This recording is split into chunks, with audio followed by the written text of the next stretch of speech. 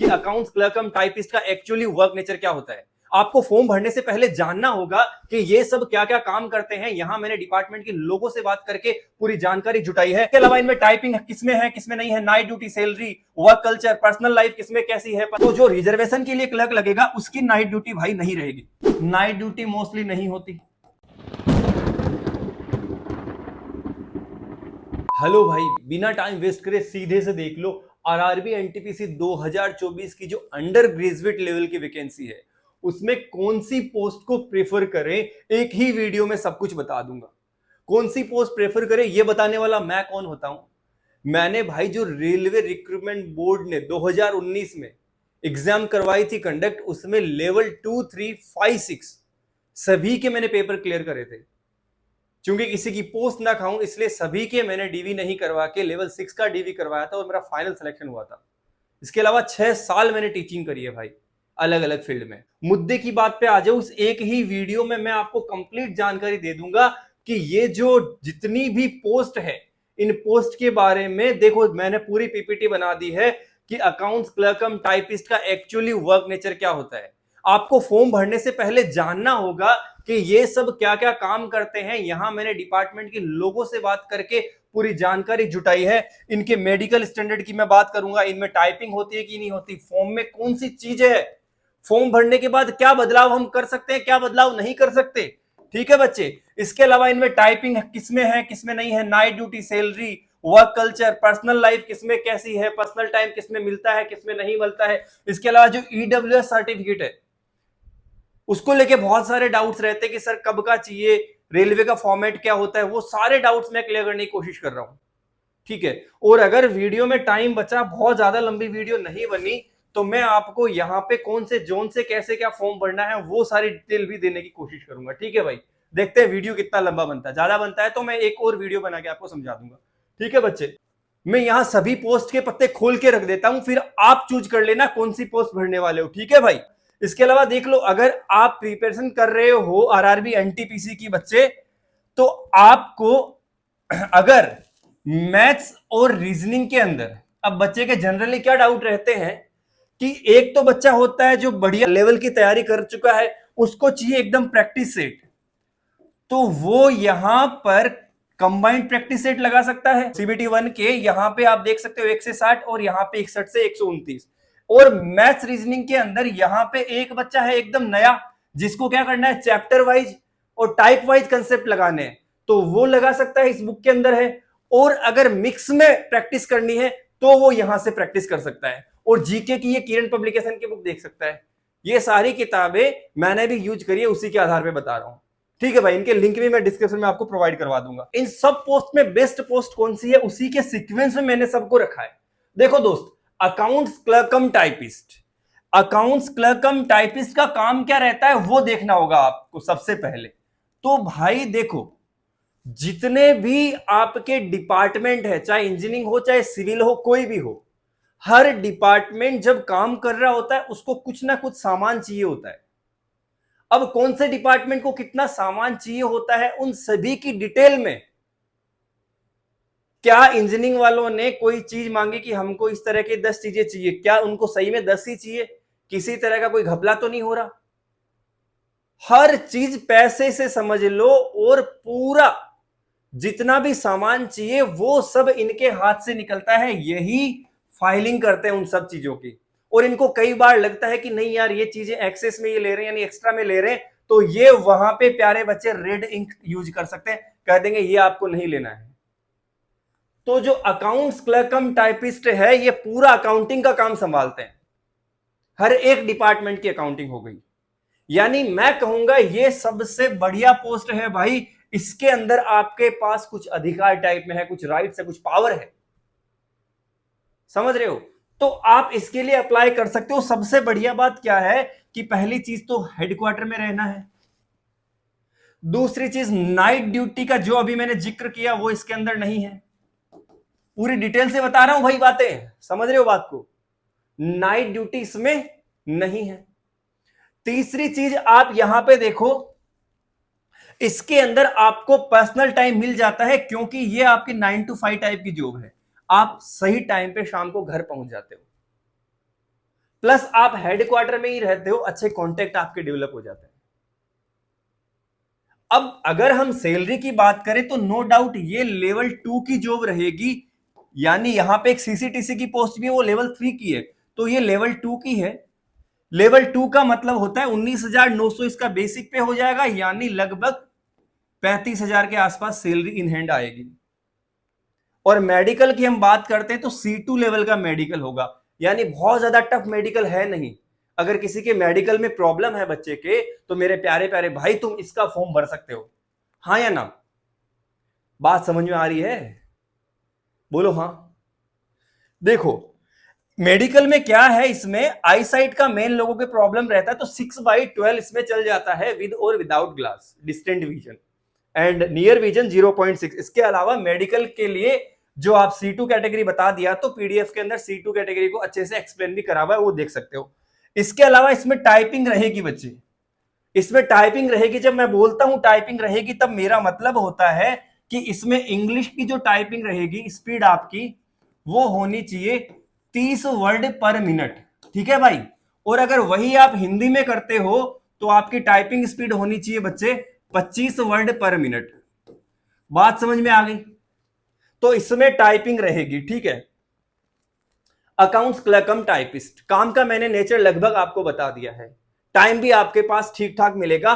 तो ये पोस्ट मेरे ख्याल से आप प्रेफरेंस में 1 नंबर रख सकते हो। कौन से जोन से भरना है, क्या करना है, वो भी मैं बताऊंगा। टाइम बचा तो इसी वीडियो में, वरना मैं इसी के साथ एक और वीडियो अपलोड कर दूंगा, क्योंकि बहुत बड़ा वीडियो कोशिश कर रहा हूं आप लोगों के लिए। Commercial clerk, commercial cum ticket clerk, CCTC. CCTC क्या होते हैं, इनके बारे में तो मोस्टली लोगों को मेरे को लगता है पता भी होगा। भाई ये लेवल 3 की जॉब है। अब आप जितने भी लोग, जैसे जनरली रेलवे के अंदर इन्हीं लोगों को जाना जाता है, टीसी टीटी, ये जो होते हैं, यानी जो टिकट आपको काट के देते हैं, आपका टिकट चेक करते हैं, ये सारे के सारे कमर्शियल कम टिकट क्लर्क। पहले अलग अलग होते थे, कमर्शियल क्लर्क अलग हो गए, टिकट क्लर्क अलग हो गए। यानी कमर्शियल क्लर्क में कुछ ऐसे हो गए जो पार्सल ऑफिस में लग गए, है ना, पार्सल ऑफिस में लग गए। गुड्स जो मालगाड़ियां होती है लोड अनलोड, वहां पे लग गए। अलग अलग जो क्लर्क है, तो उनका ये अलग अलग काम रहता है, टिकट काटना, टिकट को चेक करना, पार्सल ऑफिस में कितने पार्सल आए कितने गए, वो सारे काम रह गए। तो इसमें जो आप कहोगे भाई नाइट ड्यूटी नो डाउट होती है, लेकिन इसमें भी क्या है, जैसे और अगर मैं डीप में जाऊं, तो अगर मैं इसमें करूं बात रिजर्वेशन की, ठीक है दोस्त, अगर मैं बात करता हूं रिजर्वेशन की, तो रिजर्वेशन काउंटर तो दिन में ही ओपन रहता है। तो जो रिजर्वेशन के लिए क्लर्क लगेगा उसकी नाइट ड्यूटी भाई नहीं रहेगी, लेकिन जो जनरल टिकट देगा उसकी नाइट ड्यूटी रहेगी, ठीक है, अगर वो टिकटिंग में है। अगर आप ट्रेन में रनिंग स्टाफ है, ट्रेन के अंदर आप टिकट चेक कर रहे हैं, एग्जामिनर है, तो भाई वहां पे फिर एक्स्ट्रा पर्क भी है आपको। नाइट ड्यूटी तो रहेगी, लेकिन इसके अलावा आपको ट्रैवलिंग अलाउंस भी मिलता है 1,000 रुपए, ठीक है, आपको उसमें जाने का पैसा भी मिलता है एक्स्ट्रा। इसके अलावा और भी बहुत सारे उसमें अलाउंसेज हो जाते हैं, ठीक है, तो उसमें पैसा बढ़ जाता है। तो ये सारी चीजें इसका कमर्शियल कम टिकट क्लर्क का काम रहता है। मैंने जितनी चीजें बताई आप देख लो एक बार। ये जो है लेवल 3, जब मैं कहता हूं तो जो बेसिक जनरली सैलरी आएगी डीए टीए सब मिला के, वो अप्रोक्स 40,000 से 40,000 के आसपास आती है। और इसका मेडिकल स्टैंडर्ड B2 रहता है। इसका भी क्या रहता है, B2। जब मैं B2 बोलता हूं तो मेरा मतलब होता है 6/9 और 6/12 विद और without glass in distant vision, दूर आप देख पा रहे हो। और टाइपिंग टेस्ट, सबसे अच्छी बात इसमें यह है कि टाइपिंग टेस्ट इसमें नहीं है, टाइपिंग टेस्ट इसमें नहीं है। इतनी बात कमर्शियल कम टिकट क्लर्क के बारे में आपको क्लियर हो जानी चाहिए कि आप किस टाइप के इंसान हैं, उस पर ज्यादा फर्क पड़ता है, ठीक है बच्चे। Then junior clerk cum typist. अब जूनियर क्लर्क कम टाइपिस्ट यानी जितने भी डिपार्टमेंट है ना बच्चे, उन सब के क्लेरिकल काम रहते हैं। जितने डिपार्टमेंट है उन सब के क्लेरिकल काम रहते हैं। मान लीजिए सैलरी का मैटर, मान लीजिए एनपीएस, और भी बहुत सारे क्लेरिकल काम रहते हैं हर एक डिपार्टमेंट के लिए। तो वो सारे क्लेरिकल काम ये करते हैं जूनियर क्लर्क कम टाइपिस्ट, और फिर प्रमोट होके या डायरेक्ट ग्रेजुएट पोस्ट में सीनियर क्लर्क कम टाइपिस्ट। तो ये जो जूनियर क्लर्क कम टाइपिस्ट है, ये भी मोस्टली डीआरएम ऑफिस में या वहीं पे हेडक्वार्टर जो रहता है, हेडक्वार्टर में ही वहीं पे इनकी भी पोस्टिंग होती है। नाइट ड्यूटी मोस्टली नहीं होती, नाइट ड्यूटी इनकी भी मोस्टली नहीं होती। इनके पास सारा क्लेरिकल काम ही रहता है, तो इनके भी यूं कह दीजिए कि सेफ्टी जैसा, मैं सेफ्टी वर्ड यूज कर लेता हूं यहां पे, सेफ्टी की तो ये एक भी पोस्ट है भी नहीं। यहां पे भी देखो सेफ्टी को लेके कोई प्रॉब्लम नहीं है कि भाई यहां कोई गलती कर दोगे तो ट्रेन पलट जाएगी या ट्रेन का कोई एक्सीडेंट हो जाएगा, ऐसा नहीं है। ना ही यहां पे इसके अंदर सेफ्टी को लेके कोई प्रॉब्लम है, और इसके अंदर भी सेफ्टी को लेके कोई प्रॉब्लम नहीं है। ठीक है, तो ये जूनियर क्लर्कम टाइपिस्ट रहता है, ये लेवल 2 की पोस्ट रहेगी। नाइट ड्यूटी इसमें नहीं रहेगी। लगभग मैं कहूंगा तो इसमें भी 35,000 के आसपास आपकी सैलरी बनती है। ठीक है भाई, और इसमें देखो मेडिकल जो है C2 रहता है इसमें भी, यानी 6/12, 6/12 आपका डिस्टेंट विजन होगा। यहां पे टाइपिंग टेस्ट, यानी अभी अभी मैंने आपको बताया था 30 और 25 वर्ड इंग्लिश और हिंदी में, तो टाइपिंग टेस्ट इसमें भी रहेगा, जूनियर क्लर्कम टाइपिंग। ठीक है, तो ये पोस्ट आप देख लीजिए, इसके बारे में आप इसके अंदर रहते हुए भी पढ़ाई कर सकते हो। अगर आपको पढ़ाई करनी है फिर से और फैमिली को टाइम देना है, तो इसमें रहते हुए भी फैमिली को टाइम, बाकी जो मैंने पोस्ट बताई इससे बेटर उसमें टाइम दे सकते हो। ठीक है बच्चे, तो इतनी बात आप ध्यान में रख के फिर फॉर्म भरो, क्योंकि आप जो फॉर्म भर रहे हो उस पर पूरी लाइफ निर्भर करती है। आपका एक सिंगल टिक पूरी लाइफ डिसाइड करता है, अगर आप उसमें लग जाते हो तो। और दुआएं हैं कि आप लग ही जाओगे अगर अच्छे से तैयारी करोगे। देन हम बात कर लेते हैं बच्चे ट्रेन क्लर्क की। ट्रेन क्लर्क की मैं बात कर लेता हूं, ट्रेन क्लर्क कहां कहां काम करते हैं। तो देखो ये कई जगह पे काम कर सकते हैं। ट्रेन क्लर्क का जैसे मान लीजिए कहीं पे एक्स्ट्रा कोच पड़े हैं, एक्स्ट्रा कोचेज पड़े हैं, यानी ट्रेन को जो डिब्बे होते हैं ना भाई, ट्रेन को जो डिब्बे होते हैं, एक्स्ट्रा डिब्बे पड़े, तो ये पूरी जानकारी रखते हैं कि ये कौन सा कोच यहां पे क्यों है। हो सकता है किसी का मेंटेनेंस हो, किसी को किसी के साथ अटैच करना हो, तो पूरे डिब्बों की ये जानकारी रखता है, हर एक कोचेज की ये जानकारी रखता है। एक टाइप का काम हो गया, हर एक इंसान, जैसे मैंने इनके बताया, तो ये नहीं है कि मैंने हद कर दी पूरा बता दिया, नहीं भाई, इनके अलावा भी इनके कुछ काम रहते हैं, बट मैं यहां पे एक शॉर्ट ब्रीफ में आपको बता रहा हूं, जिससे कि मोटा मोटी आपको आइडिया लग जाए कि ये किस चीज से रिलेटेड है। जैसे अभी मैंने बोला ट्रेन, तो अभी तक मैंने ट्रेन के लिए डायरेक्टली ऐसा, ट्रेन से डायरेक्ट इन्वॉल्व हो जाए ऐसा काम नहीं था, बट इसके अंदर है, ट्रेन का काम है डायरेक्ट। तो ये ट्रेन के कोचेज को लेके काम है। ठीक है, इसके अलावा कई बार जो स्टेशन मास्टर्स के साथ भी इनकी ड्यूटी लगा दी जाती है टाइम रिकॉर्ड के लिए, है ना, जितने भी कौन सी ट्रेन कब पास होती है उन सब का टाइम रिकॉर्ड भी इनको करना पड़ता है। कई बार वहां पे भी इनकी ड्यूटी लगा देती है। ये जनरली कैबिन में लगती है, कैबिन होता है वहां पे इनकी ड्यूटी लगा सकते हैं। तो यहां ट्रेन से रिलेटेड काम होगा, और इसीलिए इसका मेडिकल स्टैंडर्ड बच्चे थोड़ा सा हाई है। इसका मेडिकल स्टैंडर्ड देखो A3 है, अब तक B और C की बातें चल रही थी, तो यहां थोड़ी सी सेफ्टी को लेकर चीजें ध्यान रखनी पड़ती है। ये जो है इसका कितना है भाई, डिस्टेंट विजन 6/9 है, इसमें 6/12 नहीं है। तो ये ट्रेन क्लर्क के बारे में बेसिक सी बातें हैं। लेवल 2 रहता है, लगभग 35,000 सैलरी आपकी आ जाती है, और टाइपिंग इसमें भी नहीं रहती, यानी कमर्शियल कम टिकट क्लर्क और ट्रेन क्लर्क के अंदर टाइपिंग नहीं रहती। टाइपिंग किसमें रहती है, accounts clerk cum typist and junior clerk cum typist, उन दोनों में टाइपिंग रहती है। ये बातें भी आप ख्याल में रख के, जहन में रख के भरिए कि क्या आपकी टाइपिंग ठीक है या क्या आप टाइपिंग करने के मूड में है। ठीक है भाई, तो ये सभी पोस्ट के बारे में बेसिक सी जानकारी है। इसके बाद अब मैं आपको थोड़ी सी जानकारी दे देता हूं ईडब्ल्यूएस के बारे में। जो भी लोग ईडब्ल्यूएस से फॉर्म भर रहे हैं भाई, एक बात समझ लो, वहां पे ये मेंशन किया हुआ है कि आप जब फॉर्म अप्लाई करोगे उसके अंदर फॉर्म का जो नंबर है ना, इसका डेट ऑफ इश्यू है, कब ये इश्यू हुआ, वो सब इसके अंदर आपको फिल करना है। देन डीवी के अंदर जो रेलवे फॉर्मेट देगा अपना, भेजेगा रेलवे अपना फॉर्मेट आपको पीडीएफ में, वो आपको वहां पे शो करना है। और आप ये भी शो करोगे तो प्रॉब्लम नहीं है। मैंने कुछ ऐसे इंसिडेंट भी देखे कि नॉर्मल जो अपना ईडब्ल्यूएस सर्टिफिकेट है वो दिखा दिया, वो फिर से टाइम देंगे अगर उनके मन में आ गई कि नहीं मेरे फॉर्मेट ही चाहिए, जनरली दे देते हैं टाइम। तो आपको ये ध्यान रखना ईडब्ल्यूएस सर्टिफिकेट होना चाहिए, उसके नंबर इसमें लगेंगे और डेट ऑफ इशू आपका कब इशू हुआ है ये इसके अंदर लगेगा। यानी आपने नहीं बनाया है तो अप्लाई कर दो, 3 से 4 दिन या 5 दिन के अंदर आपका फॉर्म नंबर और डेट ऑफ इशू आपके जनरेट हो जाएंगे, फिर वो बन के कुछ दिनों में घर पे पहुंच जाएगा। ये बात आपको ध्यान में रखनी चाहिए। तो ये AWS की है। क्या मॉडिफाई, हाँ मॉडिफाई के बारे में बता देता हूं।